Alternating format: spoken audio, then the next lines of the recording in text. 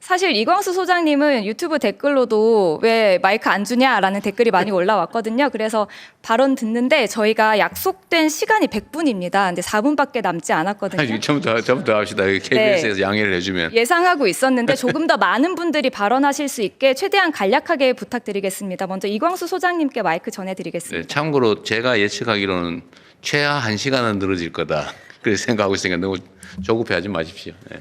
예, 계속 손을 들었기 때문에 공정하지 않다고 생각은 안 합니다. 예. 안녕하세요. 광순의 복덕방 이광수라고 합니다. 저는 간단하게만 제안을 말씀드릴 거고요. 정책은 효율적이어야 되고 그리고 공정해야 됩니다. 그리고 또 하나가 더해줬으면 좋겠는데 과거에 없던 새로운 정책이어야 정부의 의지대로 부동산 시장을 이끌 수 있습니다. 그런 측면에서 어떤 정책을 논의할 때 이게 과거에 없던 건가를 계속 고민해야 됩니다. 그런 차원에서 제가 4가지 정도를 제안 드리고 싶습니다. 첫 번째는 대출 구조 조정을 해야 됩니다.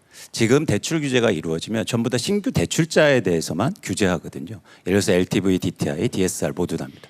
그런데 기 대출자에 대해서도 똑같이 적용돼야 됩니다. 그게 공정한 거죠. 왜 무주택자나 아니면 청년들만 규제를 받느냐 이거죠. 기존에는 대출 많이 받아서 집 산 사람들은 집값이 엄청나게 올라와 있는데 그 사람들에 대한 대출 규제는 없습니다. 그래서 그런 공정한 대출 구조조정이 이루어진다고 보고 있고요. 두 번째는 저희가 양도세 감면을 해주는데 1가구 1주택자에 대해서 생애 1회로 제한해야 됩니다. 누구는 이사를 엄청나게 다니면서 그 비과세를 계속 받고 있어요.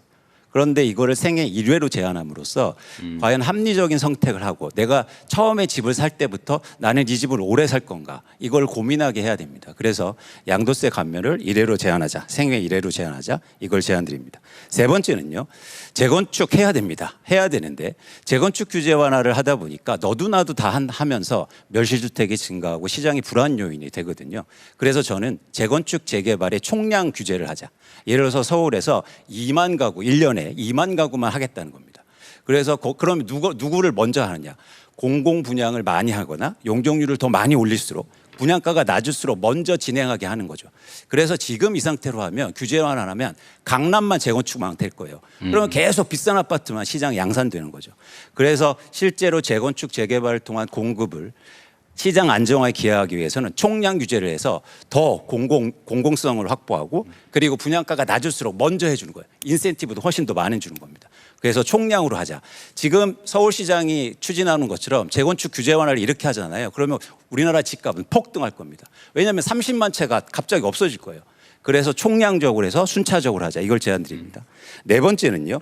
규제 지역을 없애야 됩니다. 왜 어떤 지역은 다주택자들이 투기로 사면 대출도 해주고 세금도 깎아주는데 왜 어떤 지역은 규제 지역이라고 해서 그 지역은 안 되는 겁니까? 바로 옆 동네로. 그래서 아예 규제 지역을 없애고 전체 지역에서 예를 들어서 투기로 살 때는 똑같이 규제를 받는 거죠. 이 문제가 왜냐면 갑자기 동탄 지역에 집값 오른다고 가만히 있다가 규제로 하니까 시장이 변하거든요. 그래서 아예 규제 지역을 철폐하고 모든 대한민국의 어떤 땅이라도 투자로 살 때, 투기로 살 때는 규제를 해야 됩니다. 이것처럼 규제 지역을 아예 없애고 전체적으로 이게 바로 공정한 거죠. 왜 옆 동네에는 규제했다고 그래서 나는 못 사고 그 시차에 따라서 더 달라지거든요. 그래서 다시 한 번 말씀드리지만 이재명 정부의 부동산 정책은 합리적이어야 되고 그리고 공정해야 됩니다. 특히 공정성에 더 관심을 두고 정책이 설계됐으면 좋겠다는 말씀을 드립니다. 아주 재밌네요. 이게 100% 진리라고 하기는 어렵을지 몰라도 어쨌든 발상이나 이런 거 아주 새로운데 대출 구조 조정에 예를 들면 기대출자에 대해서도 예를 들면 만기가 되면 다 상환하고 새로운 조건에 맞춘다고 하는 건 시행하고 있죠. 네네. 그 제가 전에 SNS에 한번 얘기를 해서 똑같은 문제의식을 가지고 있었는데 그게 광범위하게 전면적으로 되고 있는지는 잘 모르겠는데 한번 정리 한번 해보시고요. 네. 맞는 말씀이신 것 같아요. 지금 사실 청년 세대들이 갖는 어려움도 부모 세대, 기성 세대들은 이미 다 성장의 그 기회, 과실을 다 누렸는데 지금 새로 진입하려니까 너무 어려운 거잖아요. 이제 그거 다 기득권화된 거죠, 기성 세대. 그 문제는 또 일리는 지적하고 양도세나 이거를 생애 1회로 할지는 모르겠는데 기회를 무한대로 하게 하는 것은 사실 좀 문제가 있어 보이긴 하네요. 매우 일리 있는 지적인데 횟수를 제한하든지 아니면 첫 번째는 많이 해주고 두 번째는 좀 덜해지고 세 번째는 아주 그거 좋은 생각인 것 같습니다. 한번 고민해 보시면 될 것 같아요. 그렇게 하겠습니다. 좋은 생각 같아요. 저는 이거 너무 많이 이제 활용하거나 총력으로 제한할 수도 있고요. 예를 들면 총력으로 여러 차례 이 고가주 댁을 사고 팔고 해서 하는 경우에 똑같이 해줘야 되냐? 그 일리 있는 지적 같습니다. 그 외에도 이런 구체적 타당성 있게 하자는 말씀이신 것 같은데, 어쨌든 정책 당국자들이 좀 어렵긴 하겠지만 이렇게 좀 핀셋형으로 정확하게 구멍이 없게 하는 것도 중요하고, 또 이걸 활용해서 부당하게 이익을 얻는 틈새가 생기지 않게 하는 것도 중요한데, 이러려면 일을 좀 많이 해야 됩니다. 예, 그렇게 하겠습니다. 또 다른 분 의견 들어보시죠. 네, 의견 듣겠습니다. 좀 뒤쪽으로 가고 싶은데 저기 맨 뒤에 여성분 계시거든요. 마이크 전해드리겠습니다. 이게 안기령 대변인이 시야가 이렇게 돼서 그 라인으로만 지정되는 경향이 좀 보이는데 아닌가요? 네. 네, 말씀하십시오.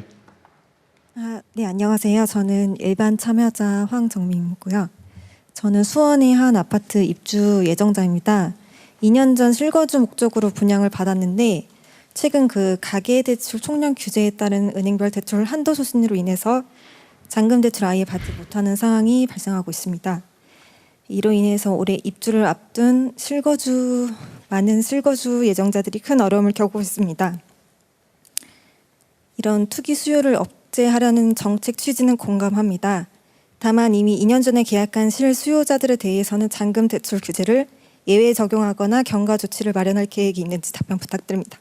감사합니다. 네, 한번 점검해 보시죠. 이게 저런 지적들이 꽤 있더라고요. 이미 확정된 건데 사후에 정책 변경을 하면 어쩌란 말이냐. 다 그거 믿고 했는데 그 지적은 일리가 있어서 하여튼 그 경계선에 걸리는 사람들 집단 부분은 이제 가계대출 총량 규제를 하다 보니까 이제 개별 은행 단위에서 은행 더 단위에서. 자체적으로 자기들이 더 쥐다 보니까 원래대로 나갈 수도 있는 부분이 있는데 그것들은 저희들이 계속 협의해서 그건 보도록 하겠습니다. 네. 행정 지도를 할 수도 있는데 어쨌든 있는 제도에 맞춰서 계획했는데 정책이 바뀌었다고 해서 이렇게 만들면 사실 황당무계한 일이 벌어질 수 있죠. 이거는 사실은 좀 문제인 것 같습니다. 그거는 그게 얼마나 많은지 모르겠는데 어쨌든 요 경계를 그을 때 그 상처 입는 사람들이 최소화될 수 있게